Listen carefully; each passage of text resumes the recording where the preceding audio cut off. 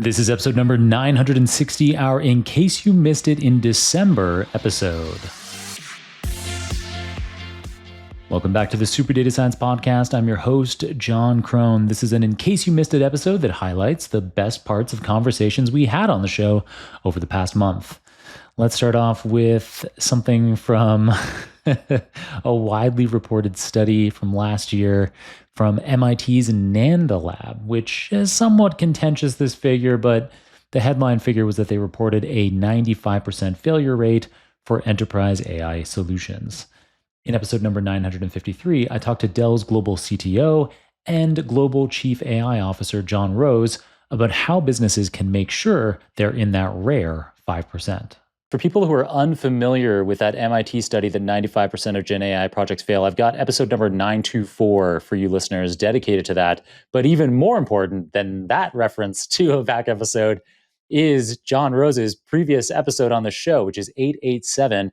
And in 887, he provides tons of information on what he just gave an overview of, where you can be basically guaranteed to have successful projects within your enterprise, how to select the projects that are going to have the best ROI, and you just gave some citations there, which I don't think you did in the previous episode, of kind of 10 to 1, 30 to 1 ROI ratios, which is amazing.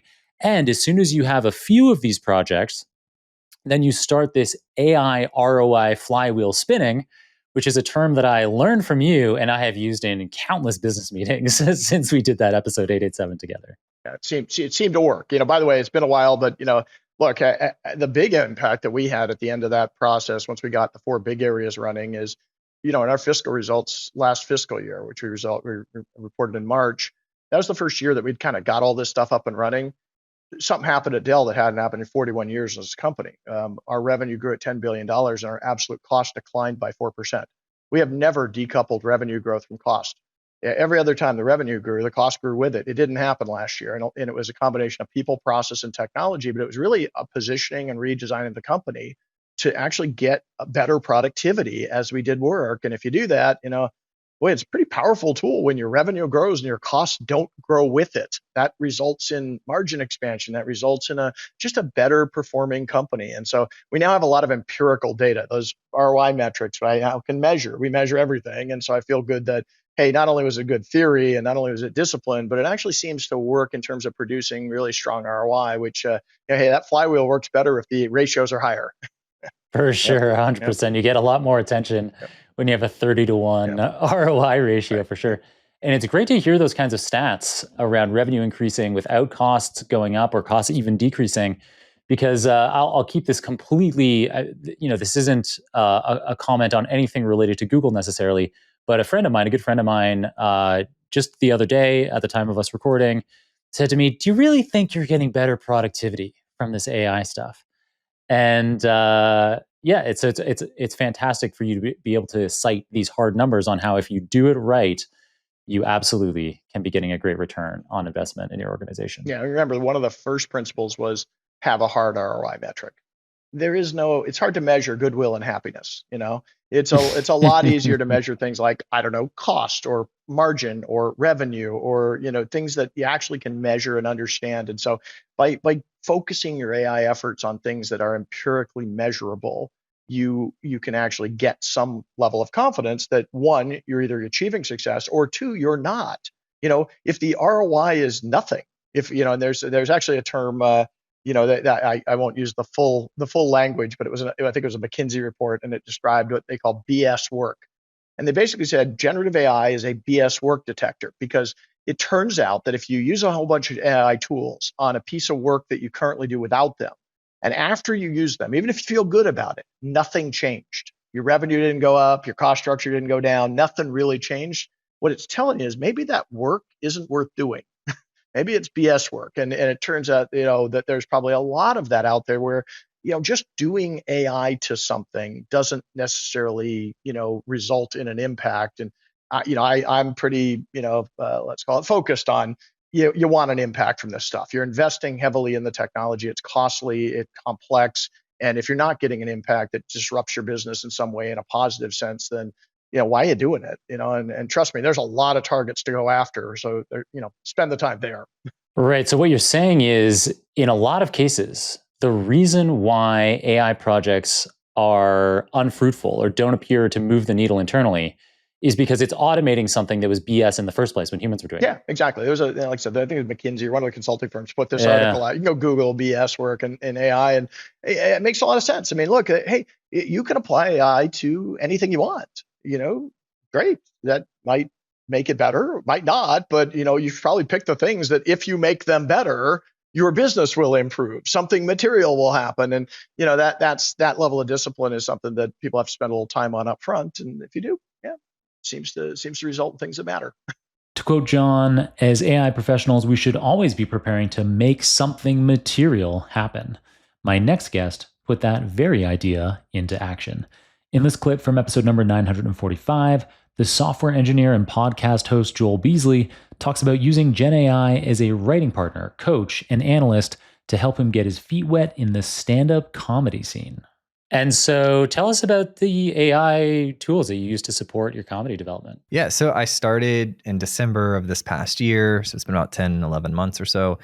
And I realized really quickly, I was like, what's the difference between good comedians and great comedians? And why are some people more popular than others? And comedy is very subjective, right? Like what's funny to me and my group may not be funny to you and your group. So I was looking for the common data point that would, transcend groups. And I found that common data point was laughs per minute. And so you can look at these comedians, the Nate Bargatze's, the John Chris, and you can do it old school and just watch their special and jot down the laughs per minute, or you can run it through Gemini and have it calculate the laughs per minute. And so I found that 4 to 5 laughs per minute is the standard for a professional full-time comedian. And so I said, okay, all I have to do is write material that elicits 4 to 5 laughs per minute, and I will be on par with a professional comedian. And I've pretty much done that. So what I do is I record every set. I run it through the AI after the set. Nothing special, just Gemini prompt. Why Gemini? It was the only one through the browser UI that would consume video. GPT and Grok, as of the recording date today, will not consume video. And it was able to do it. And so I said, okay, that's super easy. And I just started, I have a spreadsheet. John, I have a spreadsheet like a nerd does. And it lists every performance with a recording of the performance, the laughs per minute, what worked, didn't work, notes, and how many people were in the audience, how much money was made, all of that stuff. I love that. I can't wait to see if it gets more sophisticated over time. Like as your comedy career goes on, you get more and more sophisticated metrics. So like right now, it's kind of like laugh velocity. I wonder if we can take the derivative of that and get like laugh acceleration. Yes. Well, also all laughs are not equal, which is actually a harder thing. So there's some people built software for this, by the way, called like Laugh Evaluator Pro. But the duration of the laugh is important. The intensity of the laugh in relation to other laughs are important. So it can get pretty nerdy. I'm trying to keep it basic. So I use AI in the evaluation of it, but I also use it in the writing process. So for example, what I like to do is I write the joke, like I write it and practice it. And I'm like, that's a good joke. And then I put it through AI to ask for like different perspectives, how they would see that joke, different potential areas, like directions that joke could go in, maybe words near this joke that have a double meaning, things like that. And I've got a saved prompt that I use to act like a writing coach. Now, the way I figured this out, John, was I was going to a writer's group, a comedy writers group, where there would be like 8 comedians in a circle, and we would all do like a minute of our jokes for that week, and then they would all give feedback. And so I went to like 10 of those, modeled how those professional comedians gave each other feedback, turned that into a prompt, and now I just get to do it with the Grok. From counting laughs per minute, we turn to the more serious subject of burnout. In episode number 952, I asked the fit data scientist, Penelope LaFeuille, how she used AI to help her recover from work fatigue and put her on the path to a much more rewarding career. Tell us about how you were a burnt out scientist and how you turned things around. Yes, I was working in finance in New York right after my master's degree. And even if I was good at what I was doing, I think that the fact that I was burnt out came from two different aspects. The first one, I was working too much. And the second one, what I was doing was not really aligned with the direction I wanted my career to grow. And so when I was waking up every morning thinking about how do I see myself in 5 years, there was a huge disconnect between what I was doing and what I wanted to be doing in 5 years. And that's when I decided to change careers and to switch from finance. I was still doing data science for finance, but doing data science more in the life science industry, because this is the industry I'm genuinely passionate about, just like studying the human body and using this technical knowledge in order to create new drugs, develop clinical trials, and so on. That was the first point. And then the second point was about I'm not going to be successful at being a data scientist working in the life science industry if I am not taking care of my body myself. So that's when I hired a lifestyle and fitness coach. And when I started working out pretty regularly, taking care of my nutrition as well as my recovery with like sleeping, recovery practices, and so on. And that's how I was able to very clearly do a 180 in both my career and my personal life at the same time. Fantastic. Were you into fitness before getting this fitness and lifestyle coach, or was that something new? So I was, but I was not doing the right things, meaning that I was also burnt out in my fitness. Right. Because outside of my job, I wanted to have something that I was looking forward to. So I was working out nearly every single day and I was very clearly overtrained. I was not fueling my body properly. So everything was completely out of whack, to be honest. Yeah, this probably happens to a lot of the kinds of people that listen to this podcast who are not only, pursuing a career in data science or AI in some way. You're also listening to a podcast about it in your free time, probably. And so you're probably the kind of person that is trying to like maximize everything all the time. And so I certainly, with my workouts, I very, very often tend to overdo it, training too many days in the week, too hard on a given day. Yeah, not taking enough rest days. And just kind of having the level of intensity too high on a regular basis. And so kind of instead of fitness being something that rejuvenates me, it is often something that just wears me out even more. And then I'm kind of like, on the worst days, it's like I keep feeling like I just need to nap. And it's like, just sitting at my desk feels like, it's too hard.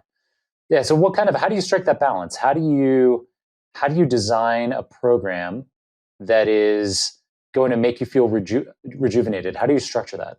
So working with my coach, we're looking at what's my work schedule. And also, what are the activities that I'm doing outside of the gym that also give me energy and that I don't want to sacrifice?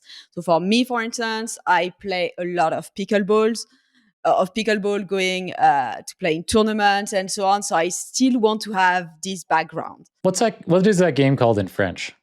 We don't have it. You don't have it. It's too lowbrow, too American. Le pickle. Yeah, that would be weird in French.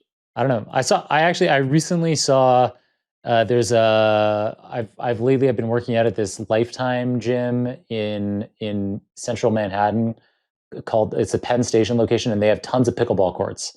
And in fact, if you it's impossible. You can't. Pickleball is so popular, and there's so few nice places that you can do it in Manhattan that there's a waiting list. Like I'm already a member, and I pay a crazy membership fee already, but I can't access the pickleball courts. If I want to access them, I do want to access them. So I'm on a waiting list to hopefully someday get an invitation. And then if I get that, I have to pay a fee, a huge fee, hundreds of dollars, plus my membership goes even higher just to have access to these pickleball courts. But the whole reason why I'm saying this is that the other day I saw a woman in there who was wearing a t-shirt. She was playing pickleball and it said, "Le Pickle." So I don't know. Maybe that's what French people say. But yeah, so anyway, so pickleball, you do a lot of pickleball.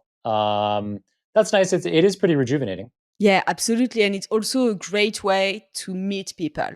which is another point about rest and recovery, which is that it's also a lot about the people that you're surrounding yourself with. Because hanging out with people who want to go out every night or every weekend, spoiler alert, there is a very high likelihood that you're not going to be able to recover and to sleep well. By all means, I do go out and I do drink, but it's all about striking that balance and surrounding yourself with people and activities that you enjoy doing together beyond just going to the bar or going to the restaurant, even if we are doing it afterwards, after playing pickleball. You basically you set up a schedule, a fitness schedule that's based on work, that's based on your social schedule. It kind of sounds like that means that does that mean that you need to be in a really rigid routine, or is there some flexibility as well?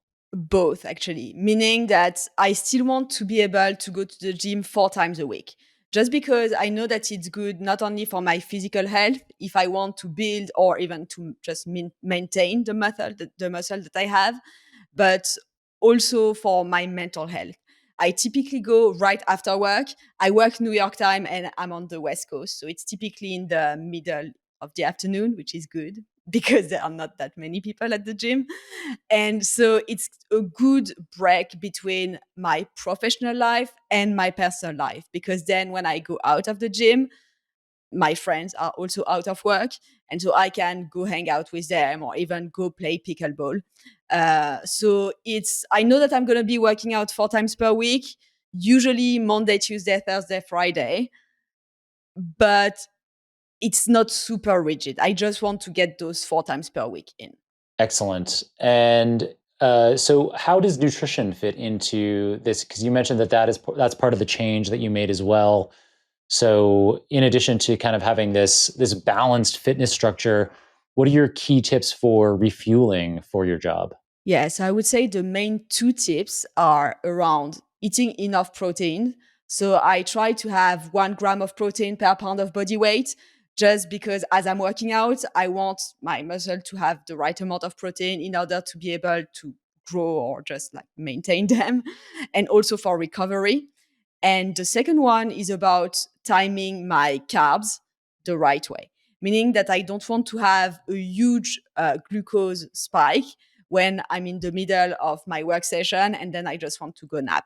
So what I do is like usually I have most of my carbs in the forms of either like rice, potatoes, fruits, sometimes ice cream, mostly like around my workouts before, during, and after because it's the prime time for your body to absorb those carbs the right way without feeling sluggish afterwards. Got it. So ice cream before, during, and after working out is the key to being a successful data scientist. I love that.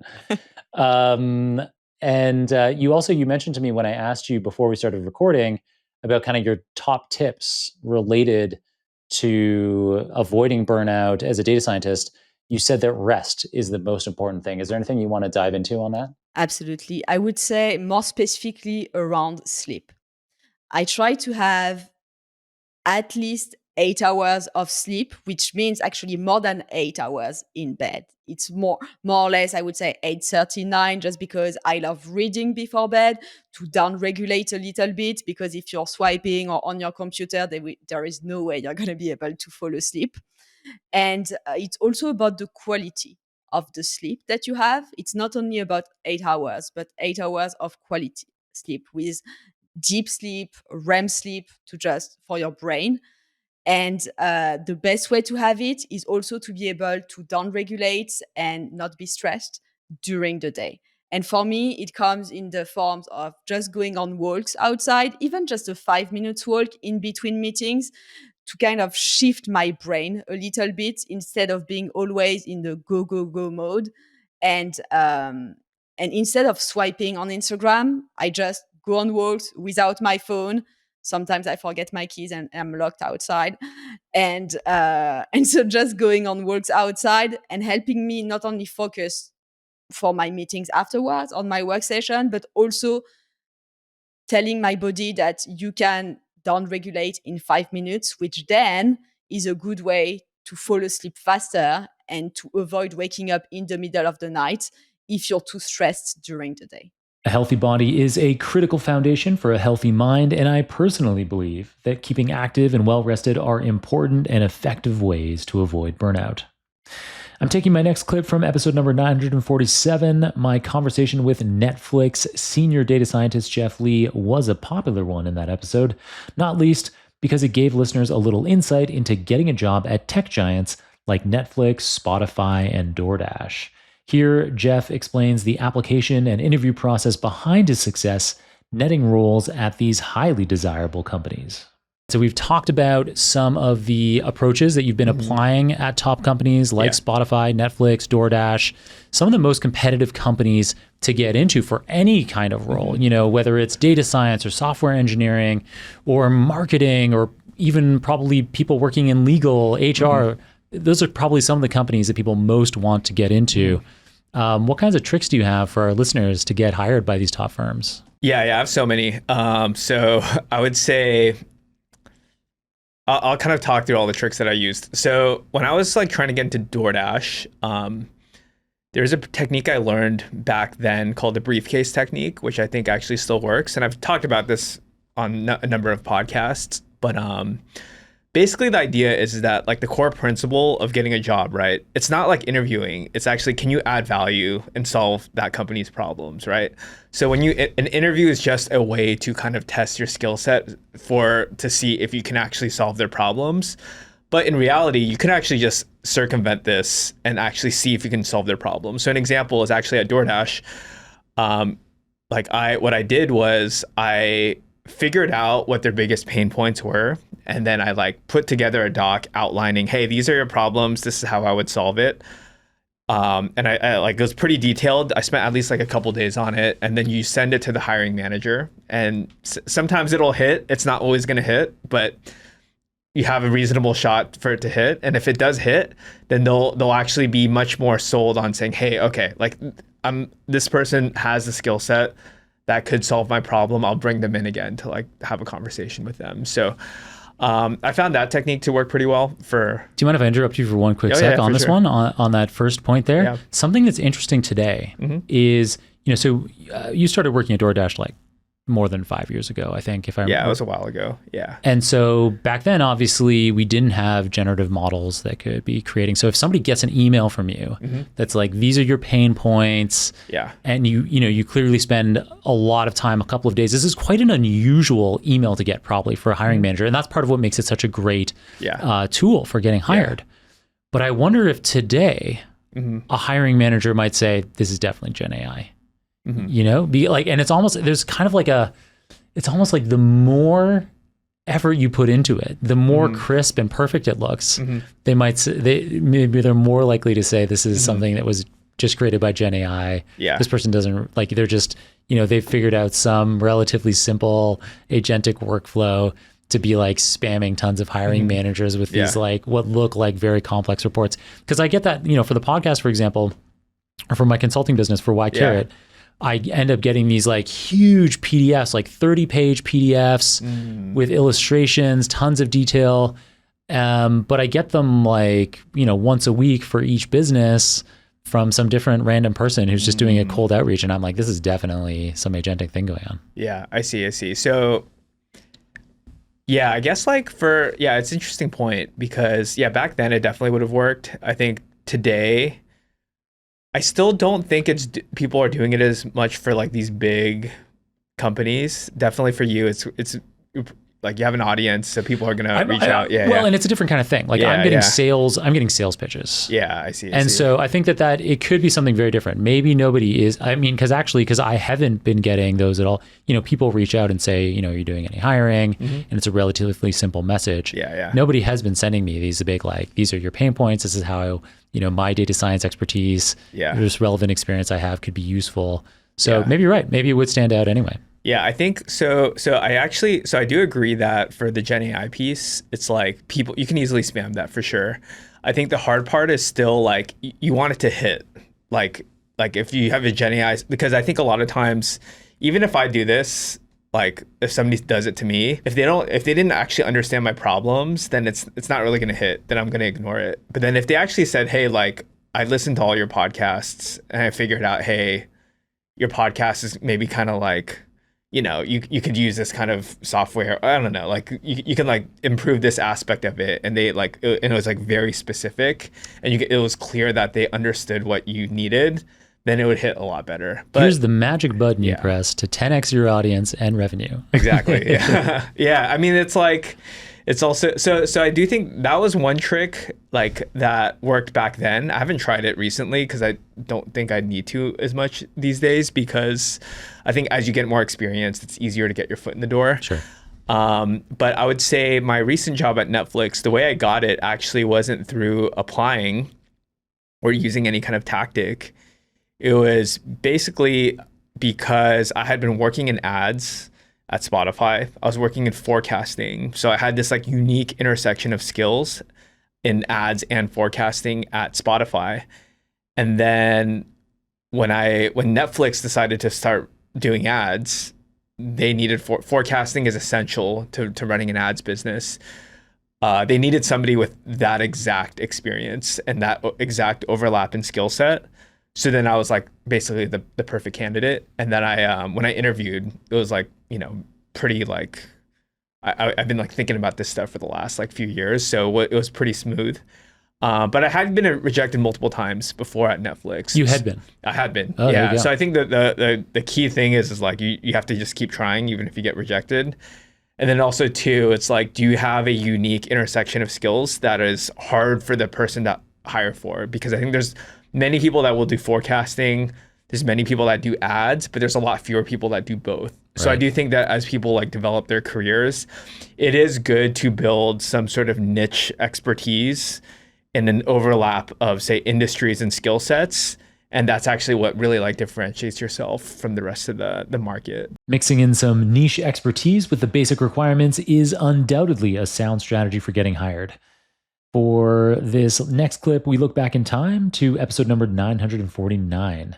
In it, Stanford professor Sandy Pentland talks to me about how history shows that systems need to be designed with reference to their human contexts. Yeah, so it sounds like you might be making a parallel there between the way that the Soviet Union fell apart as a result of the reliance on the kinds of AI systems that they had then. And maybe are you suggesting that this system that we have today could fall apart because of the AI systems that we have today? Oh, yeah, absolutely. And it'll be the same sort of issues. Bad data, the fact that it doesn't take into account the fact that things change quickly, the fact that it doesn't really pay attention to human nature and how people work. People are not logical. Come on, right? But we do know a lot about how people make decisions. And if you build something that is complementary to that, you get better system performance, including the people, right? Right, yeah. So I have a quote from you that humans aren't rational. Instead, they're what you call social foragers who learn by watching others. So they're kind of like picking up social behaviors from cues, seeing other people. I see that in the way that my puppy learns as well. It's true of almost all animals and certainly all social animals. I mean, just to illustrate it, nobody ever reads manuals. Nobody ever reads the whole newsletter when they get a newsletter. What we do is we watch what other people do. We ask them one or two questions that we don't understand, and that's how we sort of pick things up. Danny Kahneman, who's a Nobel Prize economist, who invented this fast and slow thinking stuff people have heard of, estimated that probably 95% of all the things we do come from other people, from the culture around us. This is the way we do it here. We talk about company culture. We talk about, the culture of the country. And what that means is that there's certain ways you do things and certain ways you think about things. And we've all sort of agreed that this is the right way to do it. That's our wisdom. Doesn't mean it's right. Don't be suckered by that, right? And most of what we do is that, and then we add a little bit of our own circumstances to it for that other 5%. Other 5% is really important because it's what makes you, you, but it's not the majority. And so what you need to do when you design systems is you need to think about the context, the human context of somebody who's making the decision. And this is where things like, the way social media is designed, thinks of people as just individual. And then it says, oh, well, we'll just use machine learning to get people that have similar feature vectors. They don't think about the community aspect of it. So you get echo chambers. Same thing as we've seen that in social media, people decided you could make a lot more money if you allowed followers and a little bit of advertising, right? And so that's what we got. And the consequence is that the only people you really hear on social media are these sort of very loud voices that have done everything they can to be heard. They're trying to be violent and crazy and this and that. And we've been able to show very, very definitely that's where polarization comes from. You get rid of these big voices, and you discover that people actually pretty much agree with each other. And so if you're building a decision system within a company or wherever, right, you can't have these super loud voices.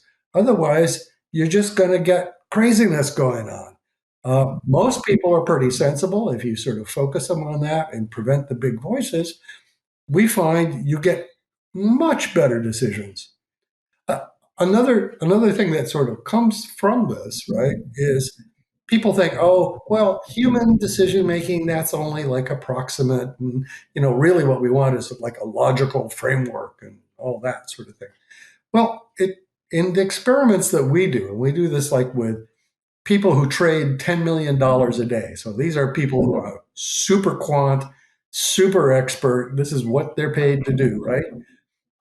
If they pay attention to the other traders, they do better, reliably better. So all those equations, I mean, trading currencies, for instance, is a real traditional, you can write down the equations, okay? But you have to pay attention to other people to avoid edge risks, unusual things that are changing. And actually, we probably all remember 2008 when the financial system almost fell apart. The core thing was they had an equation and they didn't notice that equation had tail risk, so unusual events. And when an unusual event happened, it almost took down the whole system. The people who listened to other people who were also looking at actual human behavior in their equations came through it okay. The people who were just following the logic got creamed. It's just, we are not bad at making decisions, particularly in small groups. It's good for us to listen to the numbers, absolutely. But if you just follow the numbers, you lose the context, you lose the changeability of the situation, you lose the possibility of rare events, and you tend to come up with systems that don't perform as well as if you do take the sort of human context and thinking into account. That's what the book is about, incidentally, right? It's like, how do we make systems, AI systems, that are really robust to weird stuff, right? Because that's where they fall apart. You get something that's weird or an edge case, things can blow up in very unexpected ways. We hopefully all know that, right? And that's why some of this human reluctance to do new things, it's attraction to where unusual stories. Some of these traits we have are actually extremely valuable in making sure that systems don't blow up. Finally, Dropbox VP of Engineering Josh Clemm talks us through one way to make sure that at least business systems don't blow up: high-level guidance. Here's a clip from episode number 951 in which Josh explains what has to happen for AI adoption to be successful. Picking up on another piece that we found of something that you said online. In a LinkedIn post, you commented on a HBR, a Harvard Business Review report on how AI-generated work slop is destroying productivity. And this is something that we have talked about on the show a fair bit, but I'd love to hear your take on it. What are your 2 cents on how this problem hit home for you, and what are your tips to address work slop? Yeah. First of all, I love that term. I don't know who coined it, but it absolutely is spot on. Work slop is the very plausible and somewhat impressive looking content that you might see at work that you get that you maybe create yourself or somebody sends you. And then you start to look more at the substance. And wait a second, this feels pretty generic at best, or at worst, frankly, there's just like hallucinations in there. And there's a bit of a paradox, because I think the more you work in AI, like I am and a lot of your listeners are, the more you can start to spot the patterns. Everybody kind of jokes about the M-dash, but there's other sort of, markers that, hey, this is AI generated. So I think the big question is, well, why is this happening? Why is so much work slop getting created out there? And you see like different reports. A lot of CEOs, almost 3/4 of CEOs, feel there's a lot of competitive pressure just to adopt AI. You hear that, oh, we need AI. I don't know what it is, but we need it here. And so you get these really early deployments or quick deployments, employees start using it, and it isn't really doing what you're expecting. And we're hearing that from some of our customers. Hey, we need AI. And the first question I ask is, well, what exactly are you hoping to accomplish? What are those use cases? What are the goals that you're trying to do? And if you don't really get crisp on that, you're going to, unfortunately, get work slop. The way I kind of like think about it, I don't know about you, but back in, let's say, college, let's say you're writing an essay, you're going to write, maybe you're working all night, maybe the last minute, you're kind of putting together all this stuff for your essay. And then that's definitely me. Yeah, exactly. The next day, you don't just turn in that first draft. You don't sort of do a first draft. You're like, all right, I'm done. Did my work, send it off. It's going to be an A. No, absolutely not. You read it over, you update, you make things stronger. Maybe you go to the thesaurus and you start switching in some words. You add in a lot of extra research. That's really how we should be treating a lot of these AI tools. They can be phenomenal partners. They can be phenomenal at generating a lot of that first draft, if you will. But it still requires that human touch. It still requires really ensuring that it reads correctly, it's high quality, the signal to noise ratio is very high, and it has very much verifiable facts. Very, very kind of important to get right. So how do you kind of fix that, other than more of this like guidance, high level guidance?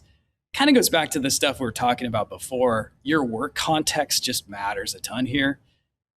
A lot of companies will maybe superficially go off and add third-party connectors. There's a very popular approach is to use MCP tools in agents, and they are that's a phenomenal protocol to kind of get up and running and build some really impressive agents right off the bat. But they're very slow. They can't really get access to all the types of content you may want. And they use a ton of tokens a lot of cases. So while that's a good solution, you still really need to kind of think about where you want to get your work context overall. On our side with Dash, like I mentioned before, we do bring everything in, we ingest it, we do understanding, and we then index it. Right now we use both, we're building both a lexical and a vector index. On the lexical side, we use BM25. It is still the workhorse. This thing has been around for a few decades, and it is very, very good at more like keyword type searches. And this is important. If your customers need part numbers, you need to do more of a keyword search. If your customers are creatives and they're looking for vintage cars, okay, great, semantic works there. A lot of customers will want both. And so you really want to have that kind of hybrid retrieval. And so that's something we're doing here to just ensure the context that we're providing these LLMs, these agents, are of the highest quality. Other things to look at are the evals. I mentioned before, when we talk to customers, you want to understand, what are their goals? What are they trying to accomplish? What metric may they want to move?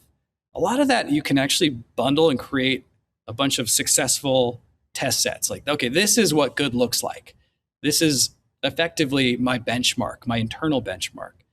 And then once you have that, you can compare it with some of these AI deployments, and it'll be much more clear. Is this working, or am I just going to get more work slop? And the last kind of tip I'd say here, there's still a lot of pressure out there to adopt AI. A lot of CEOs, CTOs, CIOs got to use AI, got to use AI. And so there's the pressure's there, but about 55% of employees, they don't even know how to use AI. So I do think you should look at training. It's essential to kind of do share outs, let people do demos of what they're doing.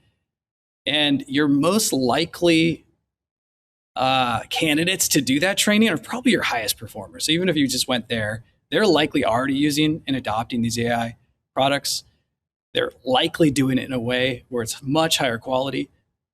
Let them help train up the rest of the force. All right, that's it for today's In Case You Missed It episode. Be sure not to miss any of our exciting upcoming episodes. Subscribe to this podcast if you haven't already, but most importantly, I hope you'll just keep on listening. Until next time, keep on rocking it out there, and I'm looking forward to enjoying another round of the Super Data Science Podcast with you very soon.